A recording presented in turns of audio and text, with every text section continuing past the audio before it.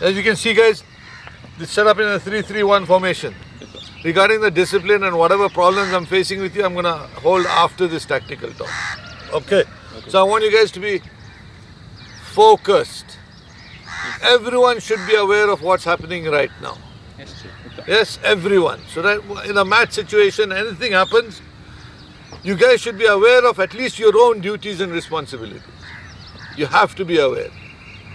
Is that understood? Yes, sir. Okay, so now we're going to start off with a simple 3-3-1 formation, which again, guys, this is exactly equal to what happens in an 11-a-side encounter. 3-3-1 is exactly equal to 4-4-2. So whatever duties and responsibilities are there, it's the same thing as in a 4-4-2 situation. It's only that one extra central player in the link is gone and you have to adjust accordingly. That's all. Otherwise, everything what you have learned before, you should continue on into the 3-3-1 formation. Yes, everyone was there obviously on match day. Those who were playing, those who were watching in the Wombats versus BBH match, BBH versus Wombats match, you saw how the Wombats applied what I told them. Not all the time. Now, let me just talk about that goal. The one with between 26 and 29 passes. Okay, between 26. There's a reason why that could happen also. And that was because you gave the Wombats players a lot of space. All I'm trying to say is I think that the Wombats team could still have performed just as well if you were pressurizing them, but they weren't tested. And therefore you made it very easy for them to do stuff like that. Number one, okay.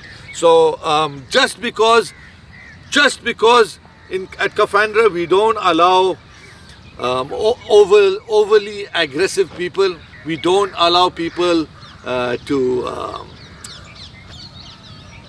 we don't allow late challenges, we don't allow any nonsense. It does not mean you're not supposed to play hard. You're supposed to play hard, and that's the whole point of doing all this. There are some formations in which you have to press. By pressing, it does not mean, guys, that you have to press and start kicking that bloody fellow, like how you do in FIFA. It does not mean that. You're just pressing, making sure that you know that that fellow knows you're there. That if he makes a mistake, you're going to get that ball. That's how you're supposed to do it. Yes? So every formation will be utilizing that idea of pressing. You need to press. Especially when you're playing man-to-man, you need to press. There are two formations which we're going to be trying out today. So one team, let's say I'm going to keep 20 minutes each match. So each match, in the first half, one team is going to be playing a 4-2-1 formation, while the other team is going to be playing the normal 3-3-1 formation. Now this 4-2-1 formation, okay, I'm going to switch this to a 4-2-1 formation. This 4-2-1 formation is also ideal for this ground. This formation may initially say that you're trying to play a defensive game. Okay, now that can be said so that yes, okay, fine, it can be a defensive game, but it's how you apply it. This sort of formation tells the opposition, if they're looking at you, saying that, hey, you know, they're a bit wary of us. It's not necessarily that, but they're also not very confident in their own ability. And this is how you play to your strengths, people. What BBH did on Saturday was wrong. They could never compete with the Wombats. If they would have said, hey man, we cannot compete with the Wombats, we cannot go punch for punch, fist for fist, face to face against the Wombats, if they would have played as per their own capability, as per their own strengths, and not believe that they could match the Wombats, then they would have given me a tough time. And automatically the players would have faced a tougher time. Okay, so from now, and this comes from all of you, from now onwards, you have to judge. And now, this is part of what I'm going to talk to you after this tactical talk about why I'm saying this, but I'm going to leave it up to you people. Yes, I will be during the match and all, I will be guiding people as per their position. but not as per whatever formation you're using. Because that's all up to you. I'm going to give that much independence to you. Okay? So, in a 4-4-2 formation, it's pretty simple. Like if the other team is playing 3-3-1 and both their flankers push up, the wing midfielder and the wing back push up, this guy will be having a issue. He'll going, whoa, what the hell am I going to do? Now we have got 3 guys covering the middle and they've only got 2. We've got 1 extra guy. Okay, so this is how you're supposed to adjust. If this guy goes up, this bloke right back over here will go, hey, no problem, he's mine. Why? Because this guy is stuck here. And is he in a dangerous position? He's not in a dangerous position, and that's how you have to look at it. This bloke comes over here. And so this guy says, hey man, he's my guy. Why? Because the passing movement is going down here, right? He says he's my guy. So this guy wondering, what the hell should I do? This bloke says, hey, why don't you cover this guy? So this guy comes and covers this area.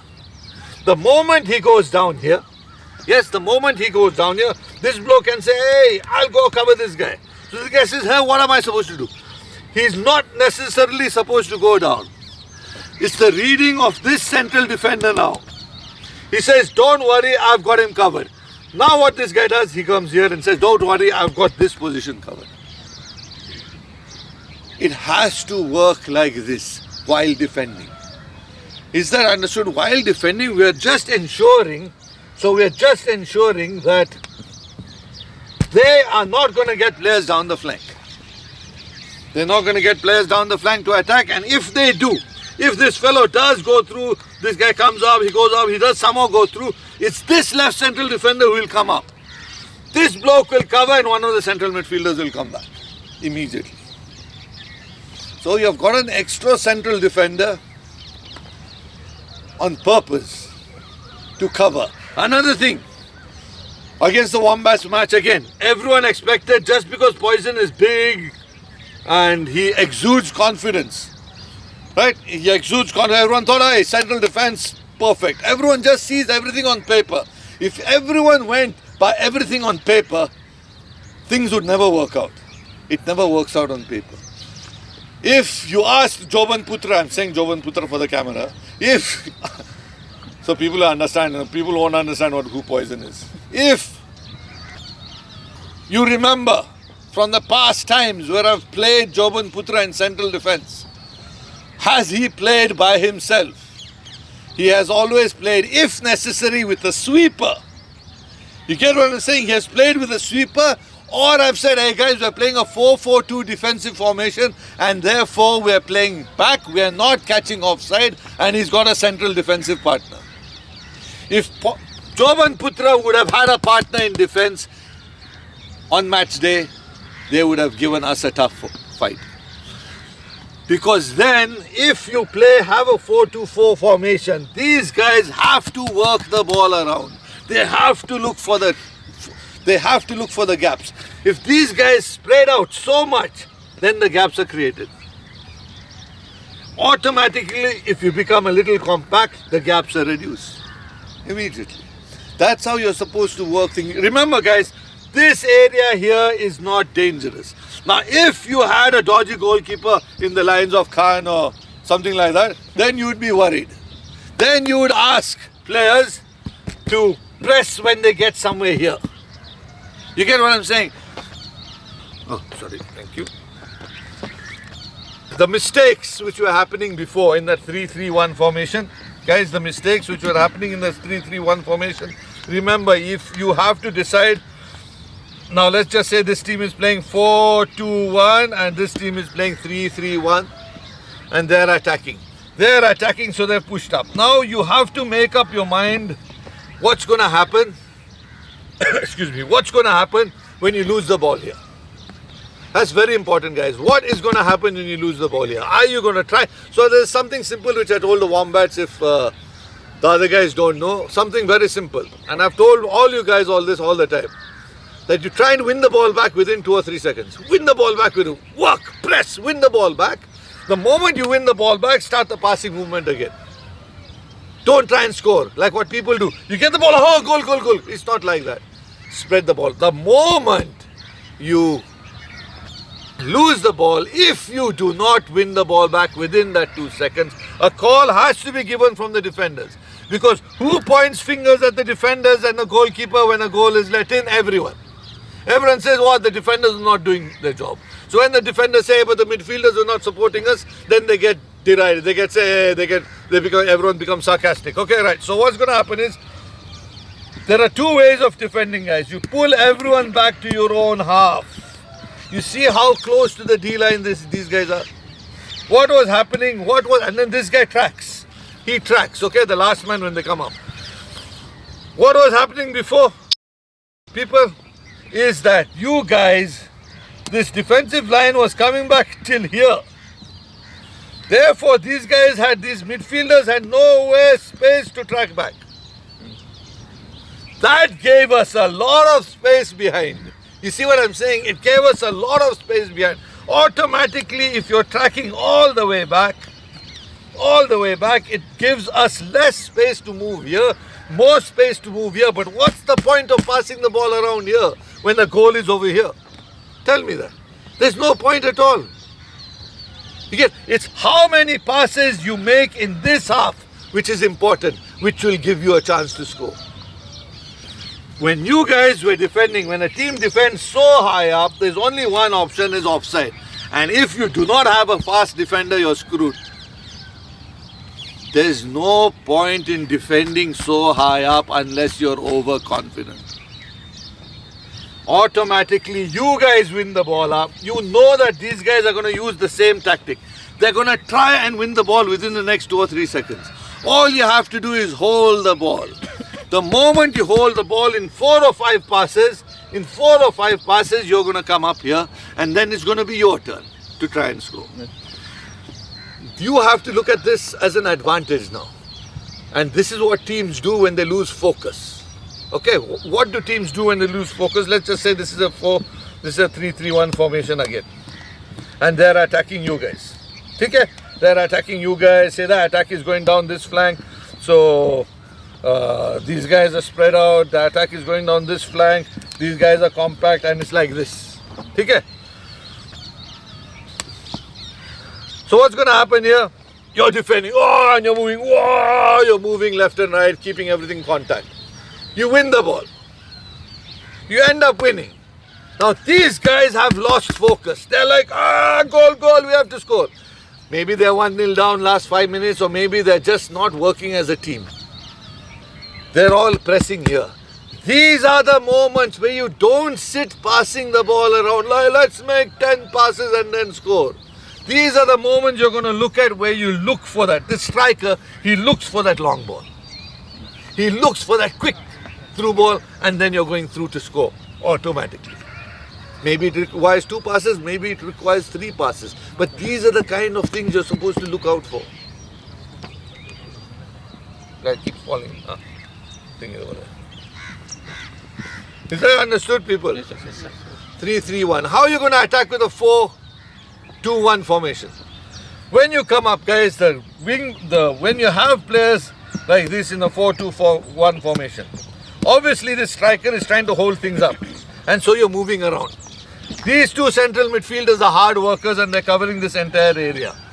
Not the flank, because the left back and the right back are going to push up. Remember, I'm calling them a left back and a right back because you're focusing on defending. You've come out to defend. If I said you guys are playing a 2-4-1 formation, that would mean they're left midfielders and right midfielders. So the onus is not for them on defending. It's for them to get back in a certain number of minutes or seconds. Is that understood, people? When I say 4-2-1, that means the onus is on defending. That means you cannot expect them to sprint up every time you attack. That means they will gradually come up because half their mind is on defending when you lose the ball. And then spreading the... So actually, when you do end up attacking, you're in a sort of 2-4-1 formation. If this guy goes up to attack, this fellow will come up, and then there's one central defender. That's how you attack. Automatically you lose the ball. Remember, the left back and the right back, their thing is on, hey man, I have to get back. There's a very slow player against a very fast player. This guy is super fast, this guy is very slow.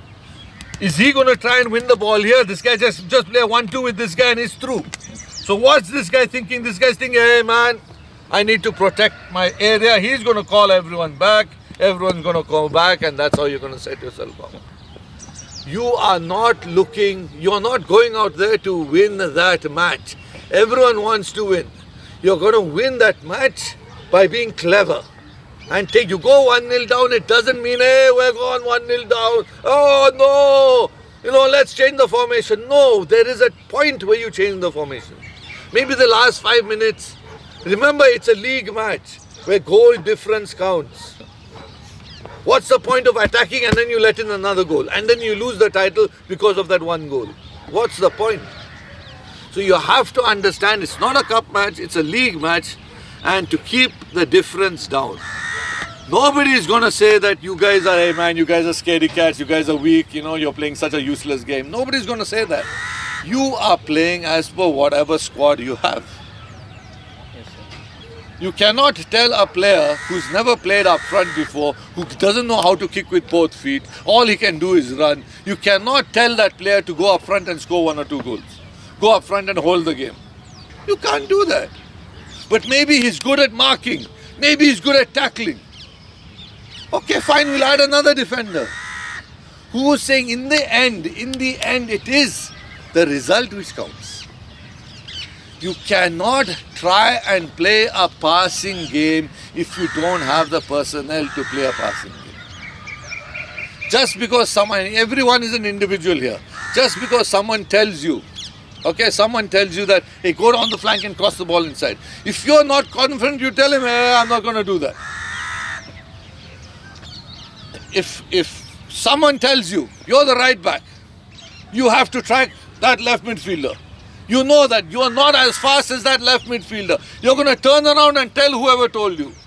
If he's the captain or manager or whatever. Saying that there's absolutely no chance. You change my position if you want. But I will not be able to keep pace with him. And if you expect me to keep pace with him, then I will keep pace with him. But I'm warning you right now that I am not confident. And that's how you're supposed to say. And that's how the team is going to be adjusted. You can't tell me afterwards, oh, but I had this. But no. In the end, it's a democracy, guys. If you don't say what's on your mind, you're going to get screwed. You cannot blame anyone else but yourself. Like I've said before, people, there are 4 viewpoints. Yes, there are 4 viewpoints.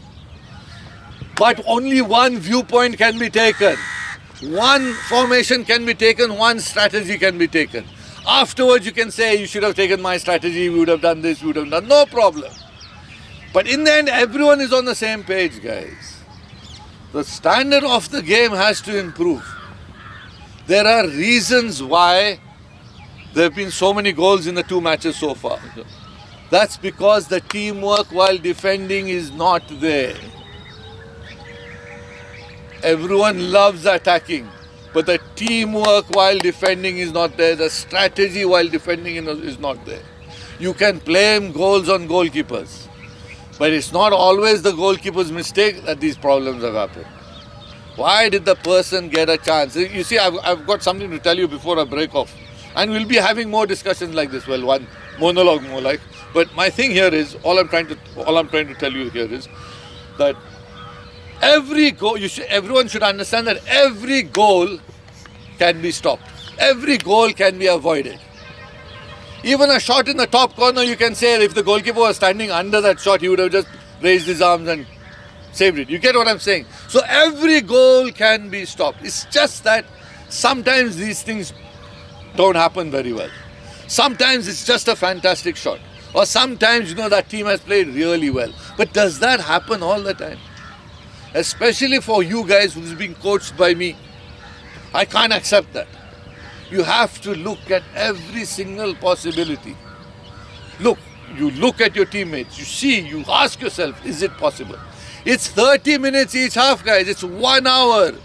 It's a small ground. It's grass. Grass gets you more tired than when you're playing on a dirt ground, number 1. Number 2, the ball fizzes about faster. You guys will get more tired on a grass ground if you're trying to play a quick game. If you have got 8 fit players, including the goalkeeper, go ahead. Have a great time. If you have only 2 fit players, are they going to run for the whole team? We have got players here in each team who are not fit. Who they can't even go up to the level 4 or level 5 or level 6 in the bleep test. Then how fit are you to run 1 hour if we are going to play the same way Wombats played that day? You get what I'm saying? You have to go according to whatever squad you have. And that's why I'll finish that off right now, but that's why we've had this talk right now. Just to not exactly brainwash, but just to tell you what I'm trying to see in you guys. I have the confidence in you, but because we're going according to that club mentality and giving you a bit of it, and giving you a bit of independence, some players died, unfortunately. So, giving you a bit of independence, you have to look after yourself. And I'll tell you why I'm going to give even more independence this time around. Once I finish this. Do we have any questions, people? No, sir. Excellent. Yes, sir. Only one question. In that 4-2-1 formation, like those moves we practiced earlier, like 1, 2, 3, 4 attacking moves.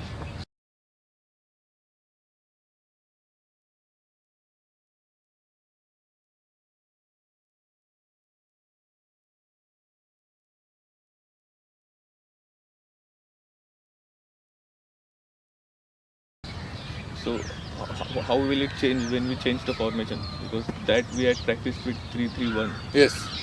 So now there is no one to overlap. There is only on the wing. There is only 2 fullbacks. So look, it's a good question. Good question. We can still apply some of the fixed strategies we had used to score. There were 4. Okay, guys, there were 4. So my thing is, if this team is playing 4-2-1, you already know that the tactic here in 4-2-1 is to try and counter. If we can build it up, then these guys will come up and these guys will come up. Okay. We don't necessarily have someone to overlap. Maybe this bloke is here in that counter. Maybe this bloke is standing here. But what I'm trying to say here is, even in that fixed, those fixed moves we had, where we had a chance of attacking through 4 different ways, we never expected that the defenders will do what they're supposed to do. If the defenders do what they're supposed to do, then none of these moves can work. So we should carry on. This fellow, the right back, should carry on making that run. It doesn't have to be an overlapping run because there's nobody to overlap. But that run itself will be enough to give the defender a little bit of worry. You get what I'm saying? So those moves should be applied. But remember that 4-2-1, it's only when you set yourself up in this area, attacking area, that you can actually get a few moves done. Otherwise, you're just going to go for the counter. Always. Yeah? You understood? You can't go for the counter all the time. Every time you win the ball, counter. You will die. Nobody will get back into position to defend. You have to build the game up. Once in a while counter. Yes, sir. So, in 4-2-1, when the left back and the right back, so when we have the ball, the left back and the right back move up to the midfield. Yes. So it will be always like that, or should one guy only move and the other guy comes into a 3-man defense? No, you're being very defensive there. Okay, so both will always move. Yes. Okay. There are 2 guys there. Before we only had 1. Now there are 2 guys. 2 guys one guy will go down the flank to cover. Okay. And this guy is always there. Okay. And everyone will slowly track back. You get what I'm saying? Yes. And the other thing is, everyone should have a fixed position what's going to happen in a sudden counter attack. Okay. If you're closest to the right back, if say this right central midfielder in a counter attack, this right central midfielder is closest to the central defender or the right back position, he has to give a call to the right back, who's this guy, to go and cover his position. All those calls have to be given. Any questions, people? Excellent. Can you just put up? Coming up in the next episode, from the tactical board to the pitch, a trailer of what to expect in KFANDRAAI Media's next release. When you people see an attacking pass over here, Yes, sir. then please always try and play an attacking pass when you've got space to run into. Don't ask for the ball at speed. Play. To the left, guys. To the left. And Gaurav, Warren. Lovely. We're on the run. We're on the run. Super. Come on, Shyam. Come on, Shyam. Arey pagal.